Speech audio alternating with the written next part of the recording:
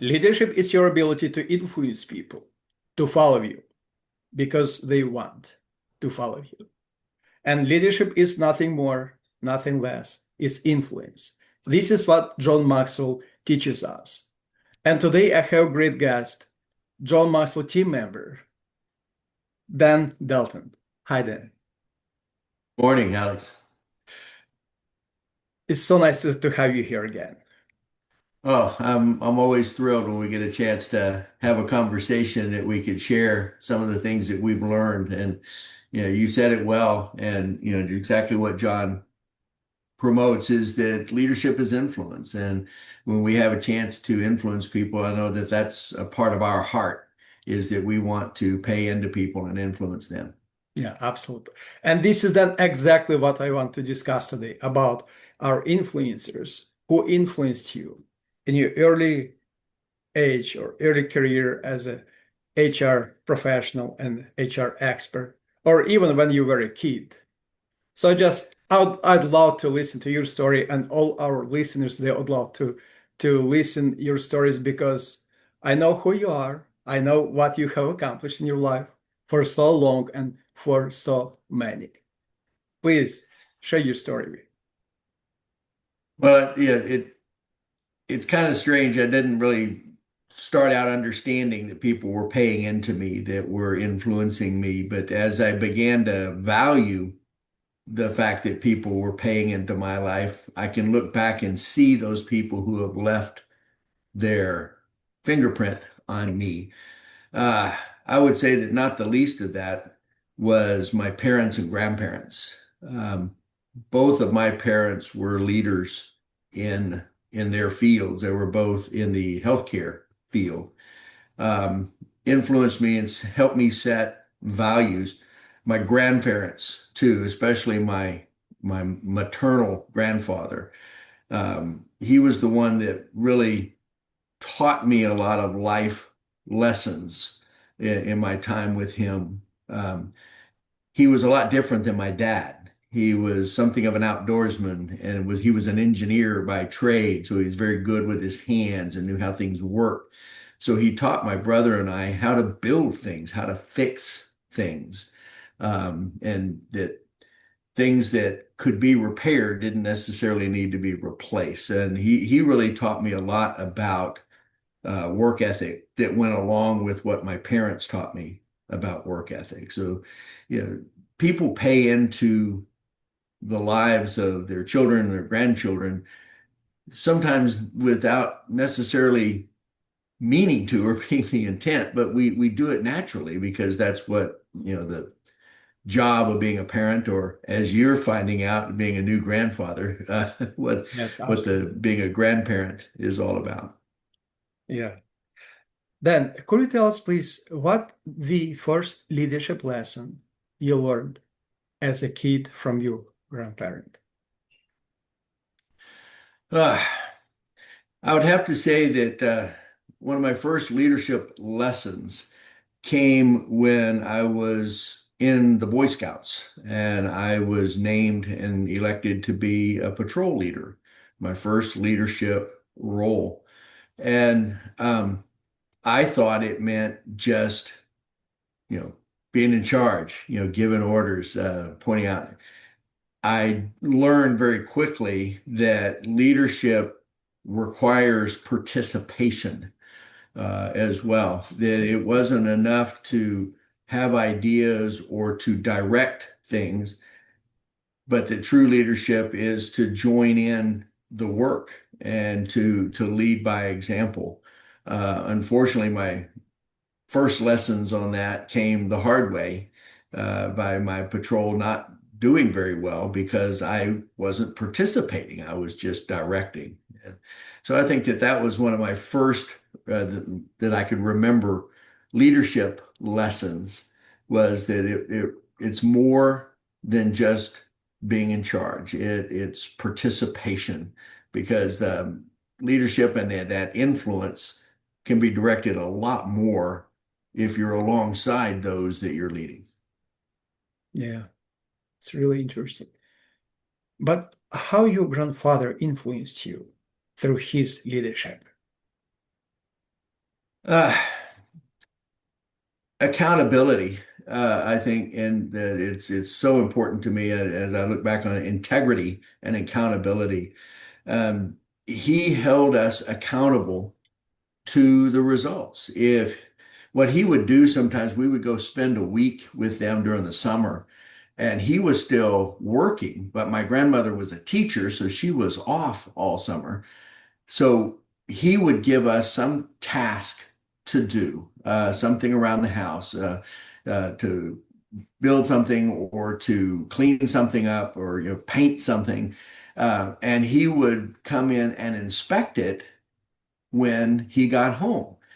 And our reward for a job well done was he would often come in and take us out to play a round of par 3 golf or go to, get ice cream, something that, kids of our age enjoyed.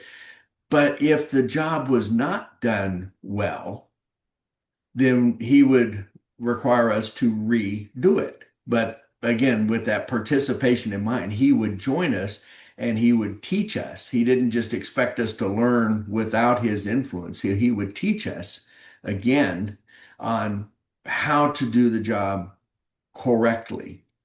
And then he would take us for ice cream. So, I see. But also, I'd like to ask, when did you realize that from that particular point you learn how to lead? it wasn't until later that when I realized that in my career or perhaps even in school, when I started applying some of the concepts of accountability and leadership that he taught me, then I would reflect back on, oh my gosh, this is something I learned from my grandfather, or this is something that I learned from my dad or my mom. Um, you don't necessarily realize the influence that somebody has when you're young until you come to the realization that, oh, I am using the things they taught me. And they're happening automatically, that I'm not even having to think about it. They're second nature. And that's when you know that the influence has been deep and long lasting. And of course, you probably reflected on what you just learned from them because reflection is a huge, huge, and very important point in leadership. But tell us more about when you were able to reflect and to sit on his thinking chair and just realize that that was a moment that I learned from them. And this is why I apply in my life, in my leadership journey. And this is how I grow other leaders. This is exactly what my grandfather told me. Did Yeah. you have this? Well, I think that the way I pay homage to that influence is to give credit where it is due. When I teach, when I do my workshops, or when I'm speaking, I will often say, "This is something I learned from my grandfather," or "This is something that was instilled in me by my mom or my dad." And it pays homage to them, but also creates an opportunity for someone else to reflect on, okay, what is it that perhaps they've learned from their influencers, those that have paid into them. Other people that I often attribute things to a few teachers that I had. I still remember a few teachers, even from as far back as elementary school, that I remember having some kind of influence on me and the way that I go about things, the way that I think about things.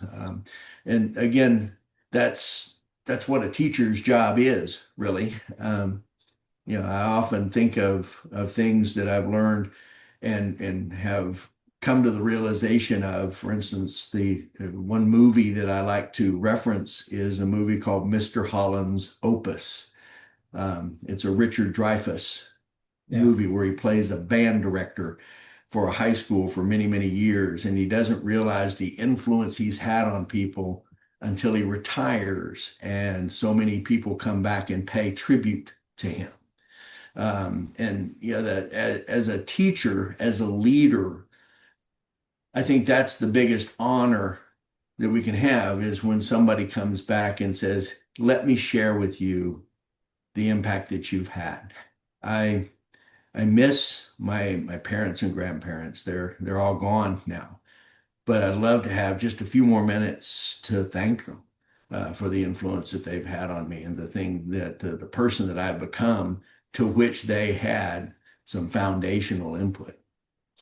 Yeah, I'm sure then that they would be so proud of your I hope so. accomplishments, and of who you are and what you have accomplished with people, not just for people, but with people.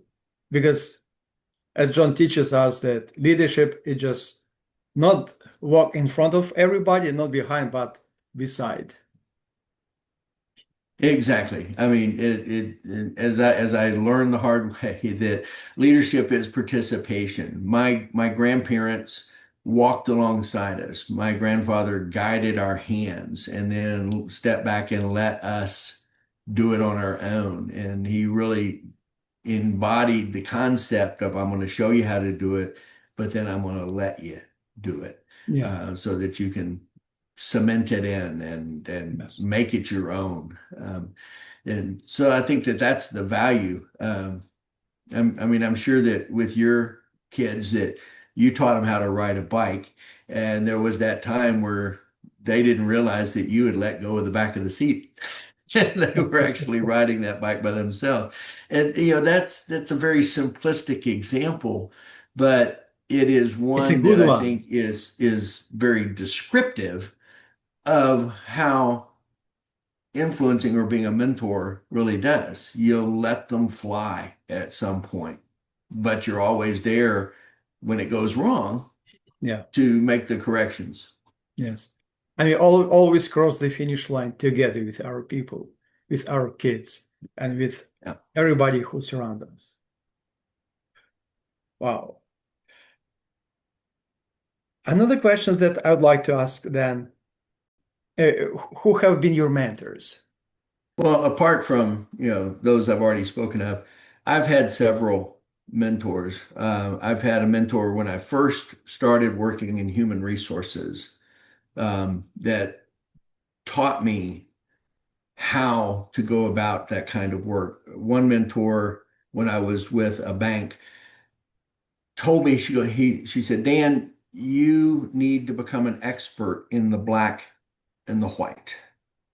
Not that everything that you're going to deal with as a human resource professional is black and white, but you have to understand that everything happens in some shade of gray. You can interpret the gray by being an expert in black and white. That gives you the translation capability of understanding gray."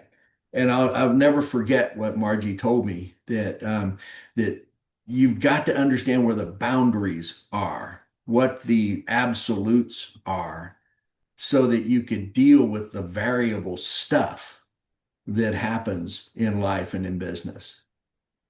Yeah. And that's one lesson that I will have always taken. Another lesson from a mentor that I am very energetic. My personality type on the disc profile is that I am a very strong I, which means that I enjoy involvement, and I've also got some influence in the D where I'm a driver. I like to go, go, go. And there was one mentor that I had in the banking industry that she was always reaching over and patting my hand and go, "Patience, young man, patience." You know, let that learning sink in. And these are just a couple that have paid into my life and my career over the time. Others have taught me hard lessons that have let me fail, but that helped me up and said, "Okay, what are we going to do now?" And that's as important as learning the absolutes is how do you pick yourself up? We're all going to falter at time. That is something that is common to all of us is that we will have times when things don't go as well as we'd hoped.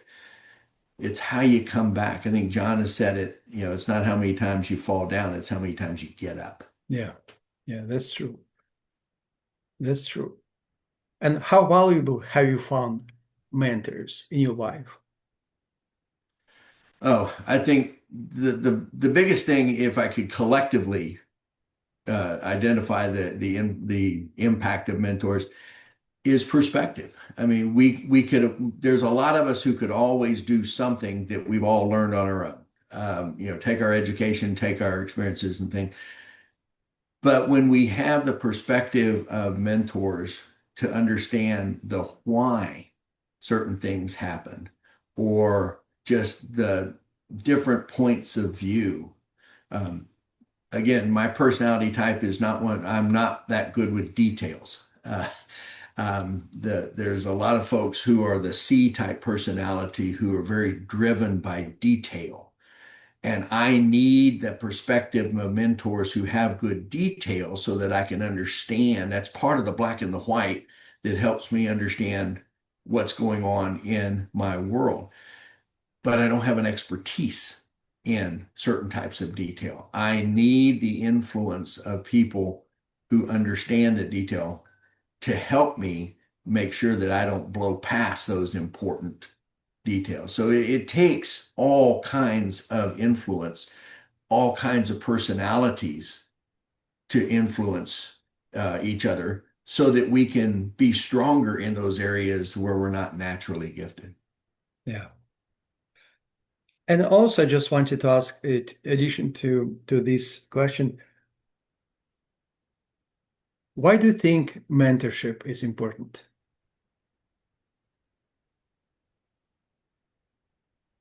It helps us grow. Um, in I'm hard pressed to answer that question without speaking of Scripture. The Apostle Paul, wrote most of the New Testament, but the Apostle Paul taught that there is importance of having accountability and accountability of a peer, someone who is at your level or a close confidant, someone who has paid into you and a good, strong relationship. And that's that mentor relationship. But at the same time, you need to be able to pass those gifts on. So there is somebody that you need to pay into yourself as a mentor. So I think that to be well-rounded and understanding the value of mentorship, you must not only have a mentor, but you also need to have a mentee, somebody that you're paying into, but also people at your level that are keeping you accountable to make sure that your influence on your mentee is pure and is rightly focused. Yes. Yeah, absolutely. So let's say in other way, if you want to be expert in some field, you have to practice it. Absolutely. So you have to be also mentor to other people who will learn from you. And this is how we sharpen our knowledge and skills. But then before I'll close our conversation, I'd like to ask, what does mean that sign on your t-shirt? This is the logo of my company. It is P314 Consulting. It is a company that I have built and am building to be a mentor and to pay into people.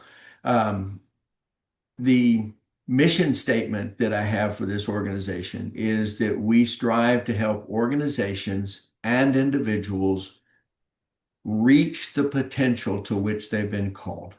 And this is, I built this company and am building this company based on the fact that everyone needs to be lifelong learners and that they need to learn themselves, to understand themselves. John has said you have to know yourself to grow yourself. Yes, And absolutely. I use personality profiling tools to help people become more self-aware so that we could work on self-improvement in an organized and measurable way.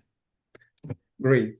And also, in addition to your t-shirt, could you tell us, please, what type of services do you provide and how people can contact you. The services that I basically provide are for organizations. I provide personality profile for your staff and especially your leaders to use that knowledge of personality profiles to improve, first of all, communication. And as we've said on some of our previous conversations, that leadership and management is being a good steward of a 360-degree array of relationships. And the only way to be a good steward of a relationship is to have good, pure, and accountable conversation and communication. The same goes with our organizations. Um, from there too, we understand how you make decisions, individually, how you make decisions corporately, as an organization or as a team. Again, stemming from better communication. What are your values? What, that reflective part of understanding who you are, to understand just how did I get here? What makes me me? Um, it's an assignment and an appreciation of one's values.